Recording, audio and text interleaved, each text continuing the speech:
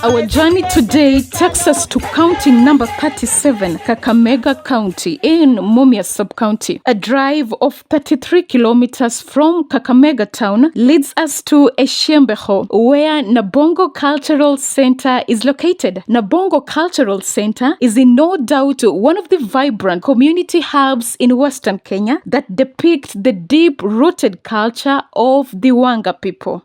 Hello and welcome to Zuru, Kenya. Now, allow me to take you back in primary and secondary school. If you're a history student, the Kabaka Kingdom and the Wanga Kingdom, these are terms that you're quite accustomed to. Now, today we immerse you in the world of the Wanga Kingdom. We help you visualize some of the history aspects that you learned back in school. And if you're still a student, lucky for you. And if you're part of the CBC curriculum, then I would say Renee Havi, and wondering what Ihavi means, that will be demystified in our Lugha segment. We got a lot lined up for you. An exclusive interview with His Majesty, the current king of the Wanga Kingdom. And of course, a visit to the museum and a taste of Busa beer. Well, this being a kingdom, as you get in, it's like a royal atmosphere hits you, and consequently, you feel the need to be part of the kingdom. Now, looks like I am very ready for war. Wondering how I ended up with a spear and a shield. Trust me, I had not envisioned myself to, end up with this. If you want to find out more, I guess you'll just have to stick around. Now, at the first glance, you might think that the two stools are almost identical. Now, far from it. The first stool is a three-legged stool, while the other one is a four-legged stool. Now, why a three-legged stool? The three-legged stool was used by Council of Elders during meetings, and the four-legged stool was used by the king himself, His Majesty, during those meetings, just to exude royalty. In fact, I'm just violating one of the rules because you're not allowed to touch it. So punishment is imposed, and I will have to pay that punishment before I leave this place.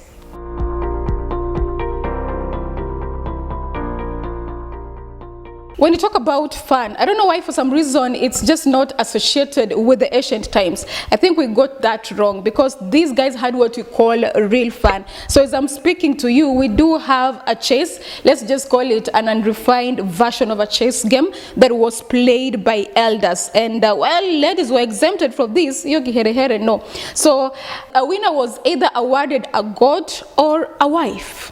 Yeah, you can bet your wife for this game. So I'm wondering how that was, but that was the chase game.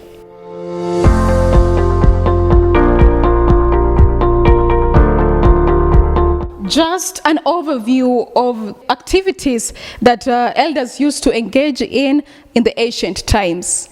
Now, to think that elders did not come in handy when it came to kitchen matters and preparing of meals, well, I guess this little mzee thinks otherwise, because he's pounding some yam ready for a meal. So yes, these elders did help a lot. And we have another one here trying to take his native beer, famously known as Busa.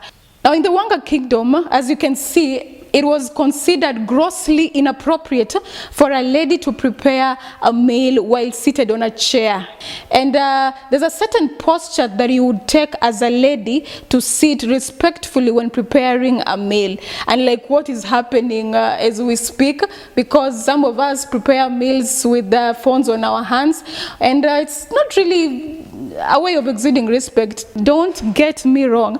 I'm not trying to say that our current generation is devoid of respect. It is just that our mamas back then had it. So let's just give it to them.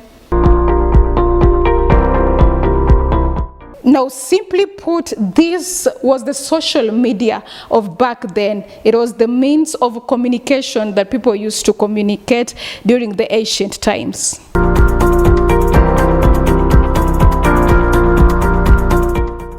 Imagine for a second moving around with no clothes, and the only thing you can use to cover your body is a combination of trees, just covering your top and your bottom bit, especially if you're a lady. Now back then they used to use the isingata and the ishipande as their attire.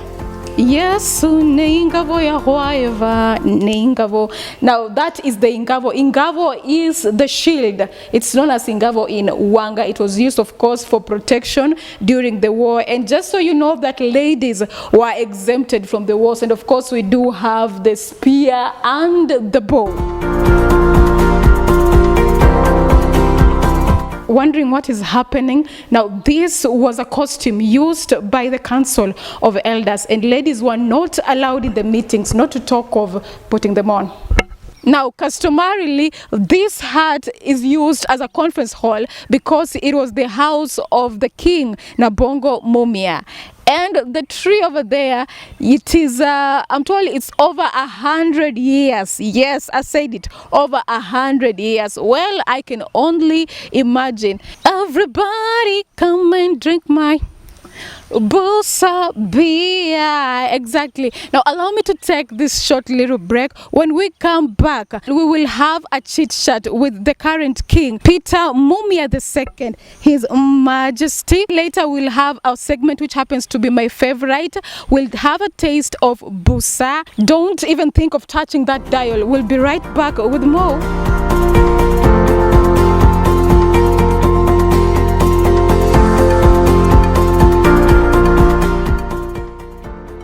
All right, welcome back. Glad to know that you're still tuned in. Now, we are just getting in the Nabongo Mumia homestead, and already I can actually perceive the smell of the native beer, famously known as Busa.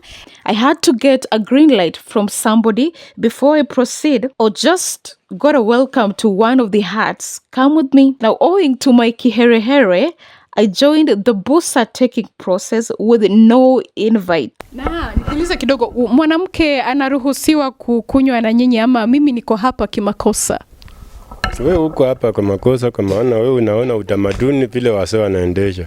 Na wanawake wanaruhusiwa kukaa hapa na wanakaa kwa majambe hapo chini mbele ya semeji yake. Na pia akiwa amesindikiza bwana yake, hawezi kuwa tu ule ambaye anatangatanga na kuja na jiunga na wazee.